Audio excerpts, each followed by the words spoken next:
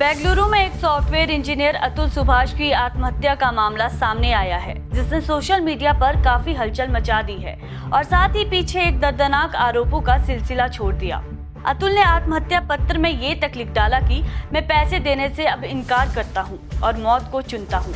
आखिर ये पूरा मामला है क्या, जिसने भारत में पुरुषों के खिलाफ बढ़ते झूठे मुकदमे और घरेलू हिंसा के मामलों पर गंभीर सवाल उठा दिए हैं। नमस्कार, मैं हूं अनुभूति और आप देख रहे हैं इनॉक्स न्यूज। मुझे खुद को ही खत्म कर लेना बेस्ट है मेरे लिए, क्योंकि जो मैं पैसे कमा रहा हूँ उसी से मैं अपने दुश्मन को बलवान बना रहा हूँ। जुडिशियरी से मेरी एक दरख्वास्त है कि मेरे माँ बाप और भाई को इन फॉल्स केसेस में और हरास नहीं किया जाए। जिस उम्र में मुझे अपने मम्मी पापा का सहारा बनना था, उस उम्र में उन्हें हमेशा के लिए दुख देके जा रहा हूँ। ऐसा that's the right solution what they have suggested me, so I am gonna take my life now.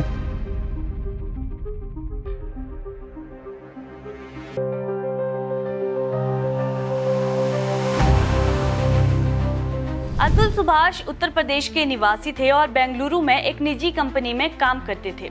Atul की शादी 2019 को निकिता सिंघानिया से हुई थी।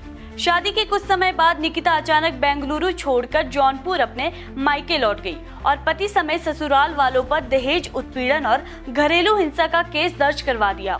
एफआईआर में निकिता ने आरोप लगाए थे कि विवाह के बाद से ही ससुराल के लोग 10 लाख रुपए दहेज की मांग को लेकर उसे प्रताड़ित करते थे।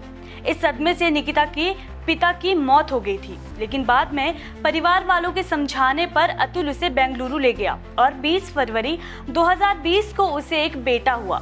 लेकिन 17 मई 2021 को निकिता घर से वापस लौटकर अपने मायके जौनपुर चली गई। तब से वे अपने बच्चे के साथ मायके में रह रही है। बाद में निकिता ने 16 जनवरी 2022 को अपने और बेटे के लिए 2 लाख रुपए प्रति माह भरण पोषण की मांग करते हुए फैमिली कोर्ट में मामला दर्ज करवाया था। कोर्ट ने 29 जुलाई 2024 को पत्नी के संबंध में भरण पोषण का प्रार्थना पत्र निरस्त कर दिया। साथ ही अतुल को आदेश दिया कि वे बेटे के भरण पोषण के लिए हर महीने 40,000 रुपए दे। दहेज उत्पीड़न के मुकदमे में भी अतुल ने कोर्ट में हाजिर होकर जमानत करवाई थी। घरेलू हिंसा का मुकदमा अभी भी चल रहा है। आत्महत्या से पहले अतुल ने 80 मिनट का एक वीडियो बनाकर सोशल मीडिया पर डाला है, जिसमें उन्होंने अपनी पत्नी और ससुराल पक्ष के 5 लोगों पर मानसिक रूप से प्रताड़ित करने का आरोप लगाया है। अतुल का आरोप है कि जौनपुर की प्रिंसिपल फैमिली कोर्ट जज ने उन पर 3 करोड़ रुपए की एलिमनी देने का दबाव बनाया है। अतुल ने दावा किया है कि कोर्ट में पेशकार को भी रिश्वत देनी पड़ती है। अतुल ने अपने वीडियो में जौनपुर की एक जज पर 5 लाख रुपए रिश्वत मांगने का आरोप लगाया है। अतुल ने कहा है कि उनके मेहनत के पैसे से उन्हें बर्बाद किया जा रहा है। मेरा टैक्स, मेरा पैसा मुझे और मेरे परिवार को तंग करने में इस्तेमाल हो रहा है। मेरे ही टैक्सेस के पैसे से ये कोर्ट, ये पुलिस सिस्टम मुझे और मेरी फैमिली को और बाकी लोगों को भी हैरास करेगा जो अच्छे लोग हैं। और इसी के साथ 24 पेज का एक सुसाइड नोट भी लिखा है। उन्होंने कहा है कि 2 साल में उन्हें 120 बार पेशी पर जाना पड़ा था। उन्होंने कहा कि जज के सामने ही उनकी पत्नी ने उनसे कहा था कि सुसाइड क्यों नहीं कर लेते, जिसे सुनकर जज भी ठहाका मारकर हंसने लगी थी। अतुल ने 24 पेज की सुसाइड नोट में अपनी कुछ अंतिम इच्छाएं भी लिखी हुई है। उन्होंने साफ किया है कि मरने के बाद पत्नी और उसके परिवार वालों को शव के पास भी नहीं आने दिया जाए। बेटे की हिरासत उनके माता पिता को दी जाए, क्योंकि पत्नी उसे अच्छे संस्कार देकर नहीं पाल सकती। अतुल ने लिखा है कि उनकी अस्थियों का विसर्जन तब तक नहीं किया जाए जब तक उनकी पत्नी और उसके परिजनों को सजा नहीं हो जाती।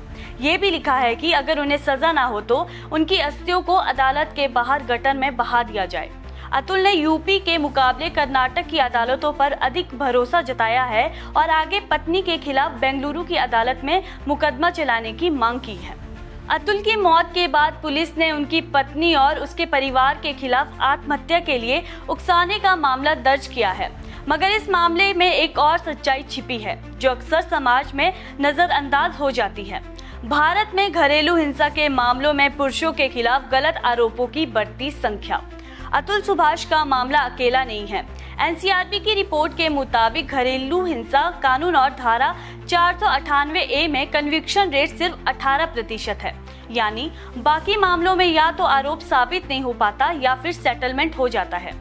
क्या ये सिर्फ अतुल का ही मामला है या ये समाज में एक बड़े मुद्दे का अहम हिस्सा है जिसमें पुरुषों को अपनी खुद की सुरक्षा के लिए संघर्ष करना पड़ता है? क्या भारत में महिलाओं के खिलाफ कानूनों की आड़ में पुरुषों के खिलाफ फर्जी आरोपों का सिलसिला नहीं रुकेगा? इस मामले से जुड़े कई सवाल ऐसे हैं जिनका जवाब हमारे न्याय व्यवस्था को देना होगा।